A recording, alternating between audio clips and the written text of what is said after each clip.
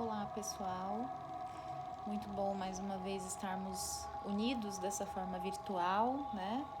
Com muita saudade de todos vocês. Espero que estejam todos muito bem, já preparados para a nossa aula semanal, né? Vocês já tenham feito aí o Evangelho, já tenham se preparado para receber as bênçãos que foram preparadas para vocês. E vamos aí dar continuidade, né? À nossa aula semanal. Mais uma vez, nossa aula da semana é a aula 63. Eu não sei a página da apostila de vocês, nessa apostila é a 183. E a aula é charlatanismo e prestidigitação. Diz o novo dicionário Aurélio que charlatão é o explorador da boa-fé do público, impostor, trapaceiro.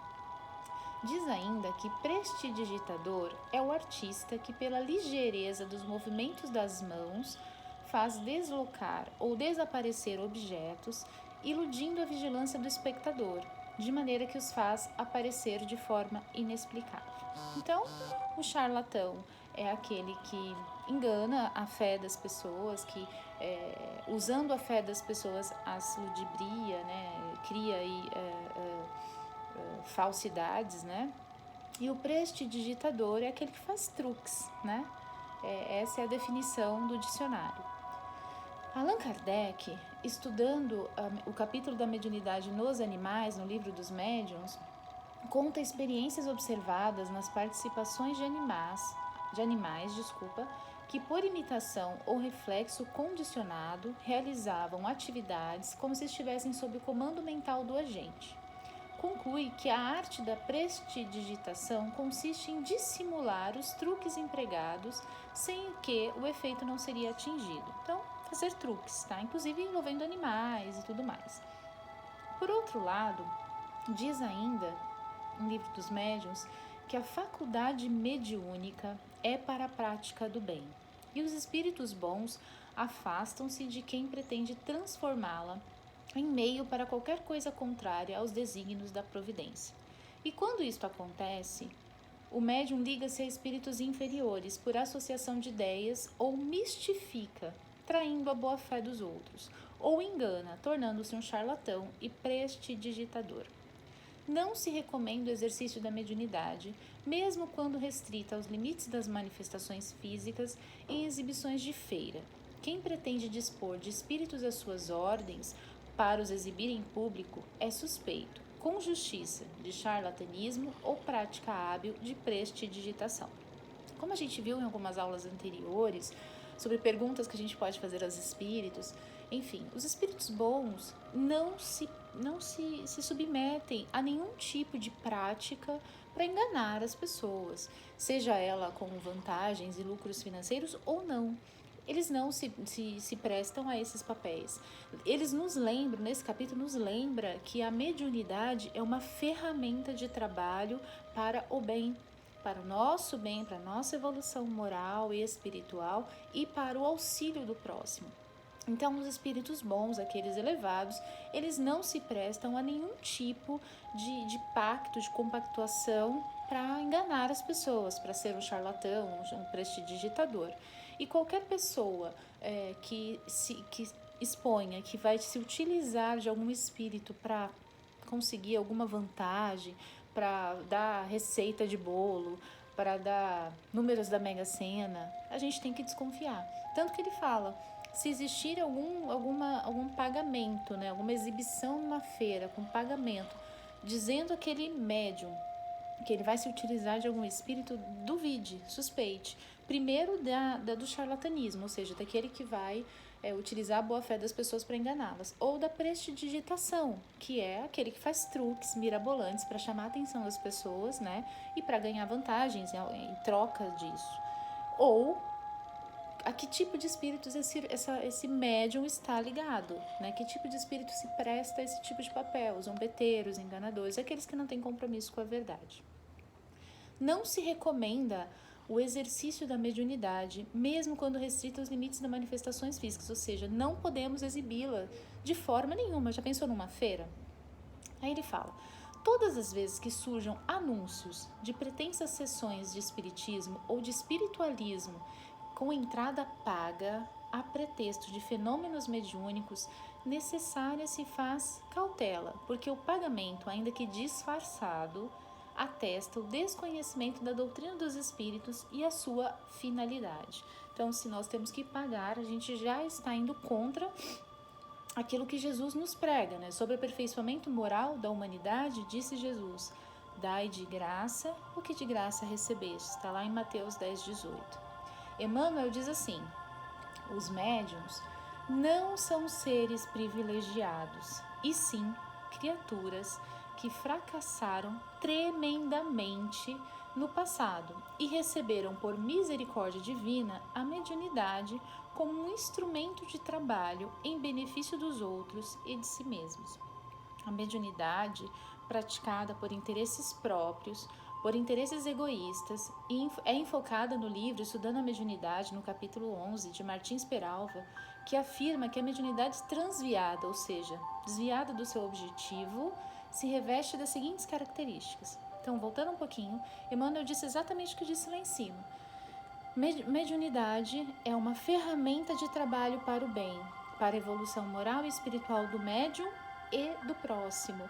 Então, nada do que nós fazemos relacionado à nossa mediunidade deve ter esse enfoque egoísta, em favor próprio, para receber, para ganhar, seja o ganhar, seja até o orgulho, né? A vaidade, se engrandecer.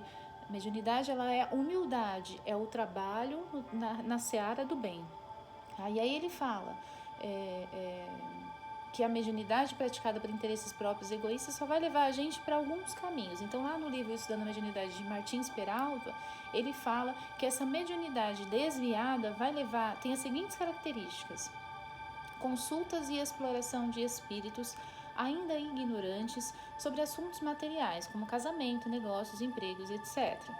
Consulta e exploração de espíritos ainda ignorantes sobre assuntos espirituais inferiores, como ação maléfica sobre a saúde, a vida do próximo e isso e aquilo. Lembrando das nossas aulas anteriores, perguntas que se podem fazer aos espíritos, então, que tipo de espírito me dá respostas desse tipo?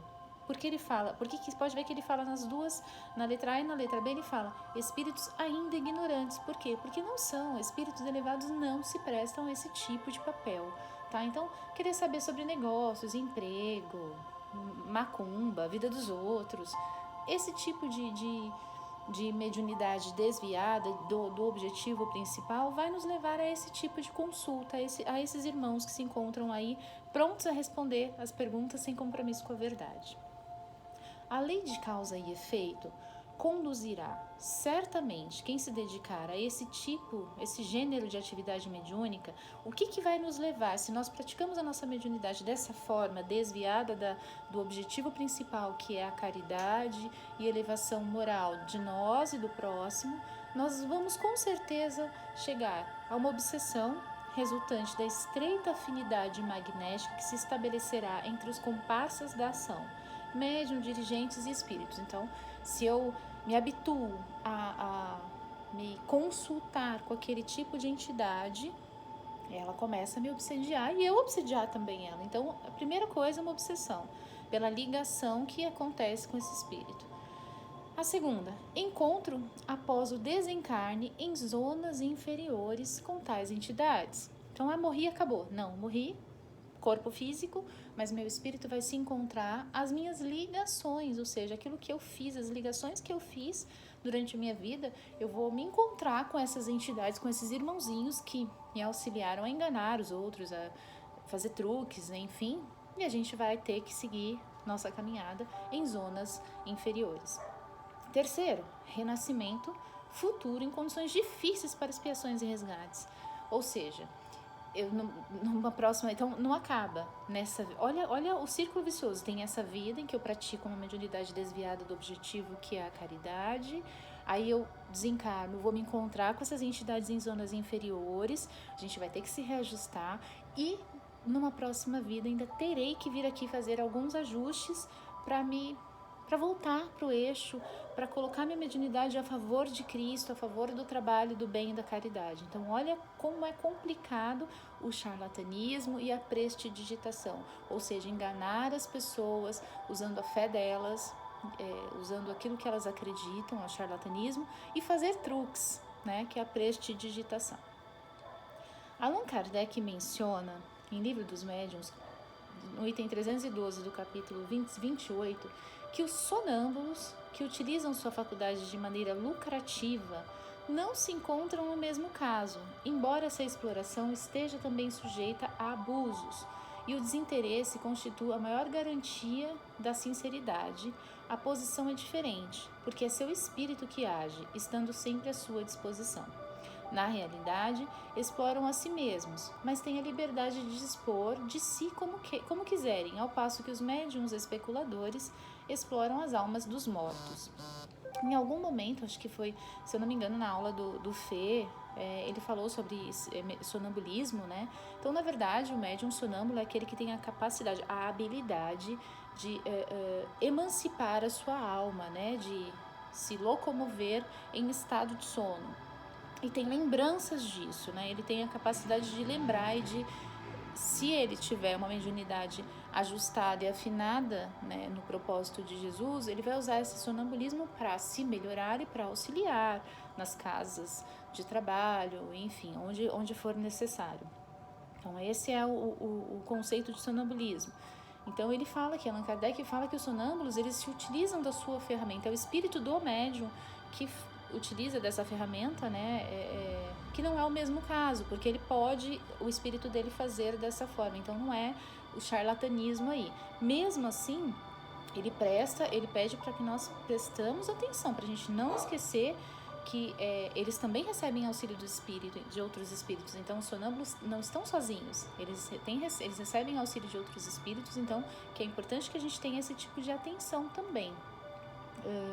Herculano Pires fez uma nota sobre os médiuns sonâmbulos dizendo: não esquecer que os sonâmbulos, ou seja, aqueles que têm a capacidade de emancipar a própria alma, né, o espírito, como se vê, contam também com o auxílio de espíritos e não apenas consigo mesmo. Por isso, Kardec, apesar da ressalva, apesar dele dizer que os sonâmbulos não são a mesma coisa que aqueles que se utilizam de outros espíritos para enganar os outros, ele também fala, eles também estão sujeitos aos abusos. Os sonâmbulos usam as próprias faculdades espirituais, hoje conhecidas na parapsicologia como paranormais, mas como em todas as criaturas relacionam-se com espíritos.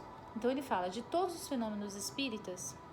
Desculpa, então, só para fazer essa ressalva, então, Kardec diz, então, eles também estão sujeitos a desvios, né? Então, é importante que a gente entenda que os sonâmbulos utilizam a sua própria ferramenta como a mediunidade, né? Que é essa emancipação do seu espírito, e que eles também são sujeitos a algum tipo de erro, né? Que é importante lembrar que eles, apesar de não explorarem o outro médium, né, outro espírito, eles também estão sujeitos a esse tipo de erro, se não houver esse compromisso com a mediunidade disciplinada, com a mediunidade com Jesus.